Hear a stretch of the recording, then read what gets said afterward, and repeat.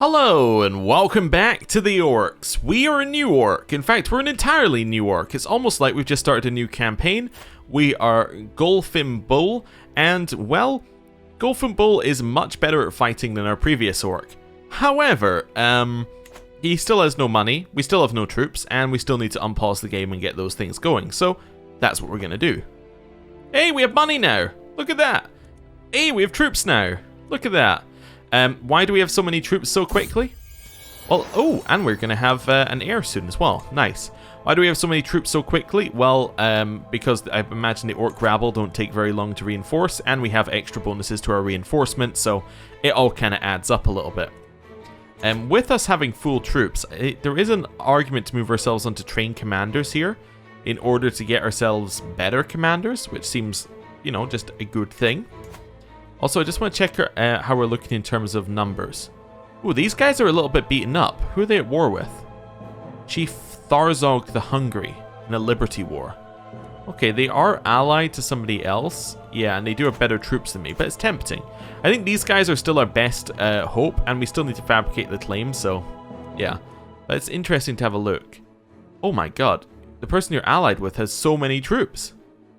Okay. We could maybe do like a quick war against these guys, but if it lasts any amount of time, we're screwed. Maybe if we get some siege engines, that could work here. Like win a battle, siege them down quickly. I don't know, we need to think about it. I can challenge two people to a trial by combat. Chief Nagazag, okay, and Chief Malbag. Malbag is awful. Okay, I definitely want to fight you. So, if he is not a suitable fighter, will be designated as a skilled knight, and will designate a skilled knight as his champion instead. Oh, okay. So, who are his knights? What are we looking at here?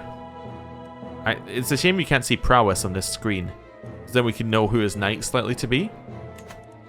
I still think that we might be okay. I think that we could beat him. Yeah. I think we could beat both of these guys. This guy is a skilled fighter, right? Yeah, so we would be fighting him directly. What's our prowess like? 24 or 25. Maybe we want to fight him once we get stalwart leader. Yeah, I think that would be better because then we get our +4 prowess. That definitely seems like the right way to handle things here, instead of going straight to war, straight to fighting. As much as I'd like it to get some money, yeah, it's not the best thing. You think we're calling my daughter Gazbed? Absolutely no way we're calling our daughter Lundbed, and no, I don't know how to put the accent over the U, so we're just going to go with this. There we go. Right. Carrying on. We're actually gaining money fairly quickly now. These guys still have the alliance. I'm just checking. They also have more troops than me. Although, what's your levies are lower. Your levies are lower than me, because he has 500 levies while we have 800. We have 967. And that's very important because, as we learned last time, the Orc rabble is garbage. It's just straight up trash. Like, there's no redeeming feature to the Orc rabble. Oh, there's more people in this list of people we could just decide to fight. Definitely not fighting that guy. Oh, I could fight this guy? Why? Well, what's his crime? He's an adulterer? Is he... He is a reasonable person to fight. He is weaker than us. I can try and get gold out of him. What's humiliation even get? Gives him stress. I mean, I guess it's only stress on us if we lose, and potentially, you know, it's only stress and then the potential of us, like getting wounded. We are currently ill, which is a negative. You know what? If I assigned somebody as my court physician, we would probably be fine. Let's have a look at characters within my realm who have piety. Lore Master, you're probably going to be our physician, I think. What's this one? Blade Master, yep. Might be good with a blade, but probably not a scalpel. Right, let's put you in as my court physician. It does cost us 10, but I still think it's worth it, just to have somebody in the position. There we go. Do no more than is necessary. I feel better, so you reduce the disease symptoms. Nice. That's good. We still take the ill, though. Yeah, that's okay. It should at least wait till we're not ill until we go and fight people as well. Because we can get a +8 swing to our prowess if we do that. Because we can get that, plus get the 4 from Stalwart Leader, and then we can just go... oh, Faramir? Okay, and then we can just go fighting people. Is that the Faramir? Faramir, son of Denethor? It is. He counts as a suitable trial by combat person? He's terrible at it though. I'm 100% gonna trial by combat with Faramir. Yeah, let's go. I want gold. Trial by combat, Parth Forant. I arrive in the designated spot near Parth Forant in good time and find Lord Faramir is already waiting for me, along with a small entourage of witnesses. Wherever else he may be, Faramir is fit to fight and willing to risk meeting with me, man to orc. The formalities are brief. We all know why we're here. We're long past the point of talking. Weapons are handed out and our retinues retreat to observe from a safe distance. For a brief few moments, Lord Faramir and I pace in lazy half circles, each watching for an opening. I couch my spear ready to defend myself, while he clutches his sword firmly to hand. This fight may only be till first blood, but that doesn't ease my nerves. With a sudden twitch, our bout begins. Faramir counters with a fierce hail of quick slashes, almost running me through repeatedly. So what has happened? He increased his likelihood of success, and is a medium to his risk of injury. Okay. So I can say, better men than you have died trying to break my guard, so low chance of likelihood of success, but no chance to a risk of injury. Attack first and attack hard on guard. Okay, this is something we can only do at the start of a bout. It's got a very high chance of giving us success out of it. I can play defensively, so it becomes harder to injure myself. Low likelihood of success, no increase to a risk of injury. I'm going to attack first, attack hard on guard. Putting all my strength into my first strike, I leap straight for Faramir, couching my spear high in a piercing thrust that sends him reeling. Faramir adopts a defensive stance, doing his absolute best to ward me off, the man's eyes following my every movement. My form is good, with only small errors, and Faramir's stance is formidable. We are evenly matched, with victory bouncing on a knife's edge. Ooh, I like this one. I'm the fastest blade in Nan Ungul. So this one, we get prestige, but also high success, low injury. We'll take it. In battle, I'm an artist. Every strike is a brushstroke. Every fallen foe or gout of blood, a splash of paint. As I brandish my spear, switching seamlessly between flourish and strike, I paint a picture of agony across my foe.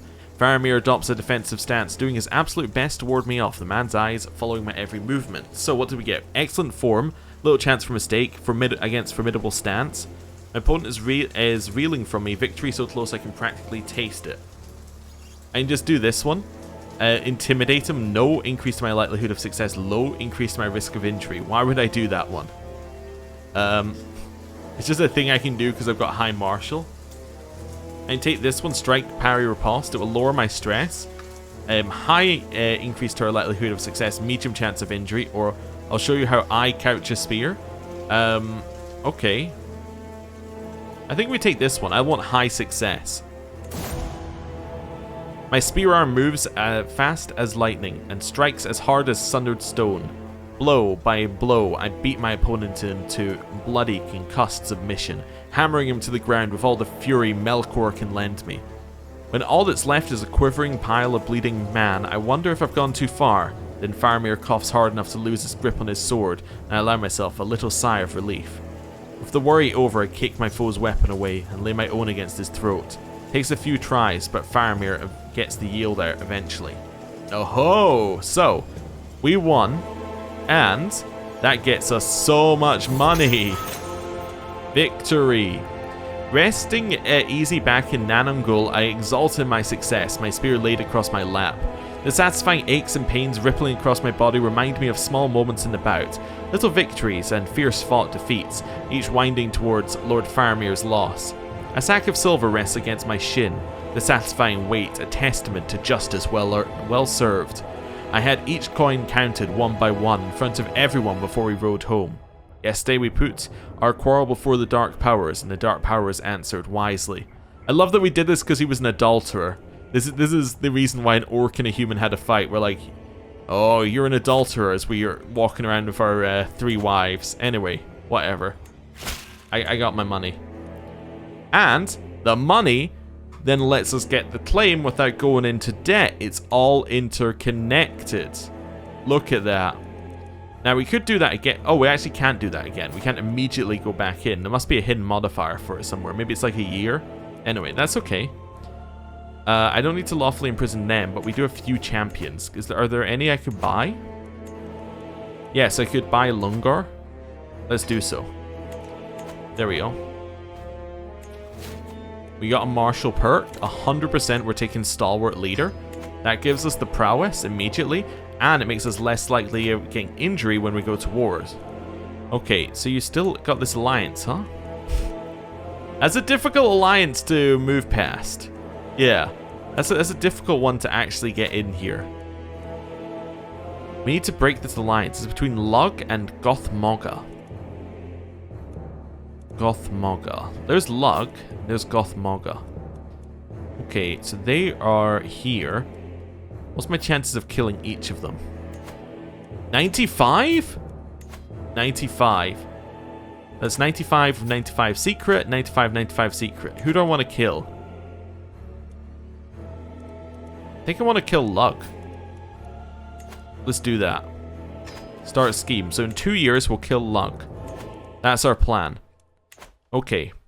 Pause. Let things roll. Hopefully we'll stop being ill soon. Training a warhorse. As I inspect the stables, my gaze is drawn to a mare kept away from all the others. She throws her head and stomps her hooves, displaying her powerful hindquarters and well-arched neck. This creature has the best of conformations and the worst of tempers. I've never seen such a warhorse before. The stable master insists that she is impossible to train. I can get 50 gold, I can train her, or I can get experienced stable master for knight efficiency. Ooh. Do like getting the perk for myself. What would we get next one? We had to get courtship or knight efficiency 75. So if I can do this, I'll get 75. But if I don't do this, I get 20%. I'm going to do this. The horse pins her ears back as I approach. Her disregard for me crystal clear. The first meeting is important to earn her trust and respect, and I need to decide how to go about it. Steady hand, high prowess or bold personality, high diplomacy or benevolent personality, or intrigue. We will use a steady hand. It is a mighty feeling. The powerful horse follows my every whim. Now that I've earned her trust, she seems to almost fond of me. I can keep her as a personal warhorse and gain prestige, or I can get Tamer of Horses, which gives me more prowess, and I still get the perk. And I still get the prestige. But only for 10 years. I'm going to take Tamer of Horses. Nice. We're now going to take Knight Effectiveness on here. Knight Effectiveness now means that our knights are our champions are better. Which means that we should, in theory, be stronger overall. Okay. Right, how's our scheme going? 16 months. I could try and get more people into it to lower the time. But I mean, we could get, like, we kind of have the money, but we don't really. Like, yeah, I don't think it's a good idea. Okay. Holding off. Scheme discovered! Curses. Curses. Right, let's get rid of that scheme. No, I never wanted to murder you, Lug. Now your wife. Oh ho, we will murder your wife. Let me just check something. I was just checking that Lug didn't join. An unworthy challenge. At first I thought the simple footman a fool for stepping onto the training field.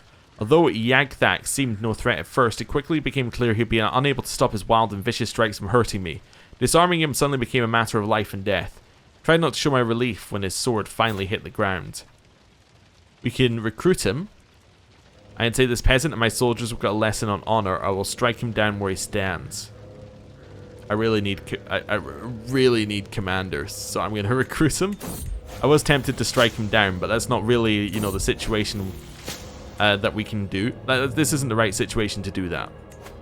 Right, well, what's this?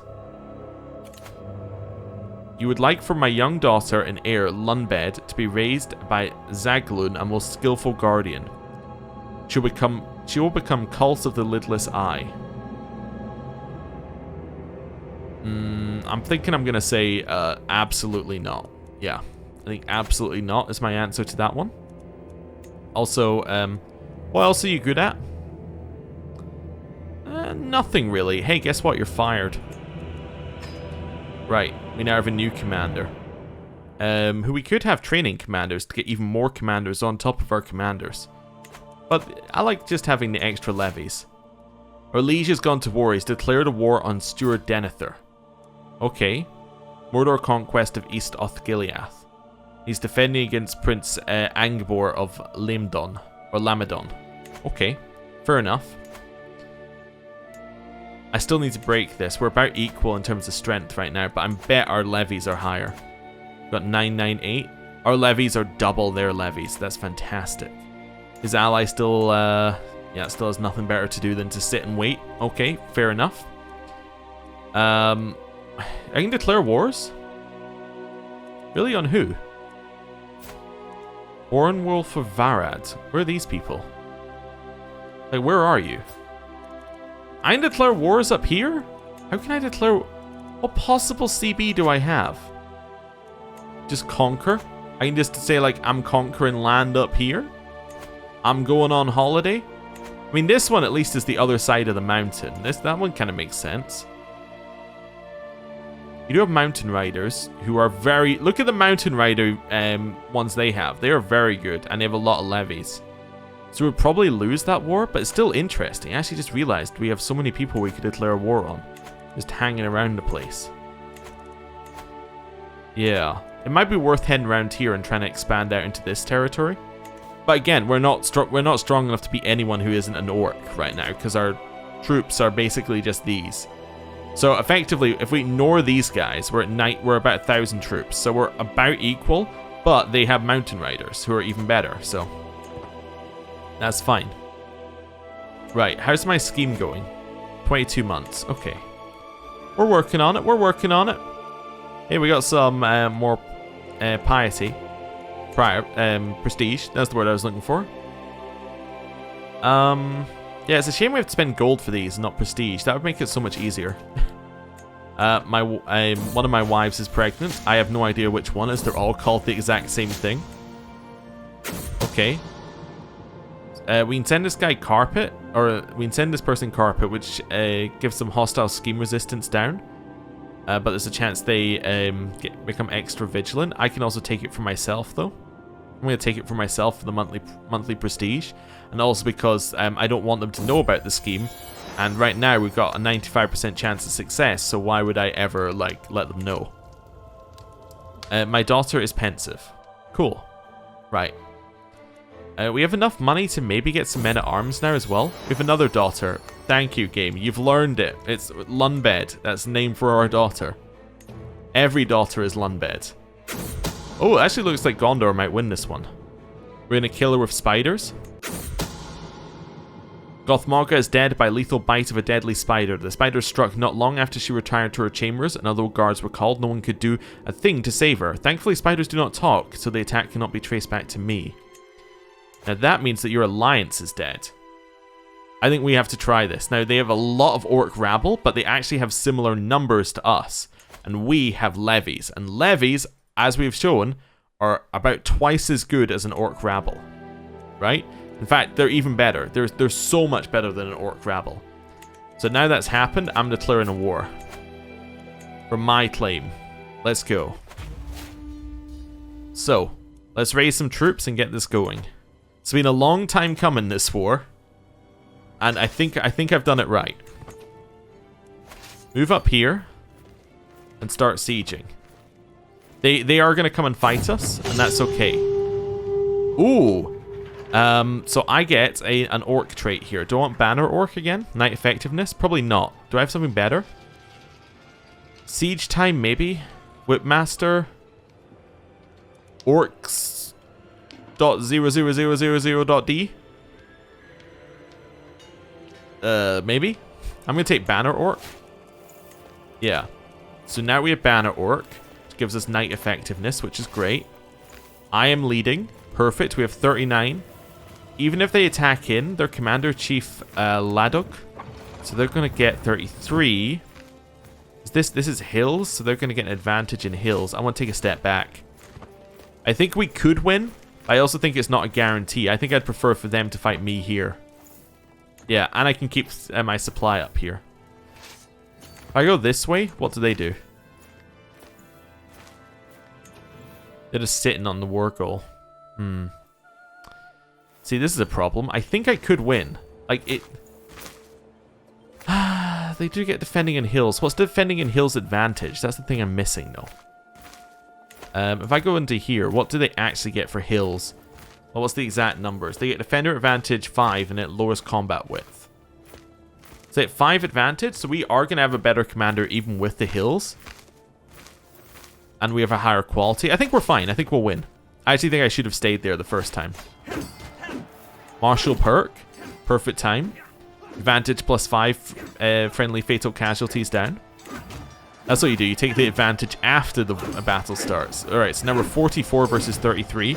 So we're going to have advantage. We have better... yeah, we have better quality because more of ours are levy. Yes, we have more levies. So we should end up winning, I think. Let's see how this plays out. So, yeah, they are losing their troops quicker. So we are going to win. Yeah. Straightforward, we're going to win. Look at that. Time for treatment. We'll do no more than is necessary. Fantastic. Oh, she's now a wise woman. Wonderful. We have one there. We captured somebody. Fantastic. Do you want to be recruited? I'm fairly certain you want to be recruited to my side. Yeah. That seems good. Just join my rabble and we'll let you out. Cool. I'm going to get rid of my steward and immediately replace my steward with Lunlag, the guy who we just recruited. There we go. There's no loyalty in the Orc army. 4-month siege. Should be quick if I go to speed 5. They are going to come and attack us again, but that's okay. We can ignore it. Oh, they should come and attack us again anyway. Alright, now we've taken the war goal. I'm going to take a step back. We're going to reinforce in our own territory. They can't do anything. And now we just wait a little bit. Although, you know what? We're orcs. Why am I waiting? I'm going to go attack them. Now, come back here. Where are you going? There we go. Right. You know what? We're going to go take their capital as well. Why not? Because it's an 8th-month siege and it's way too long. She's worsened my disease symptoms. Alright, I'm just going to say go away. Are you really going to try and siege this from out from under me? No. Okay. Run away. We can go through here. We have another daughter. There we go. Lunbid. Easiest naming convention. Right, attack. Again. Absolutely crush them. That is us with enforced demands. We get the city, we get the encampment, we get fame, we get our allies, we get prestige if we had any. Look at that. We now have Lug Rastfotak. Fantastic. We will disband our army. And then, let's have a look at our new thing. So we have this new territory. Now, it's not very good. We don't have full control in it yet. But we can get that fairly quickly. What do we know? No valid targets for this task. But we can get that fairly quickly. Especially as we have served the crown on as well. If I wait a second or two, that'll that sorts itself out. So we're getting 0.6 monthly now. If I put this over here, how much are we getting? We're now getting 2.1 monthly increase. Very nice. So it's going to get us a lot of taxes and levies. And it gets us levies.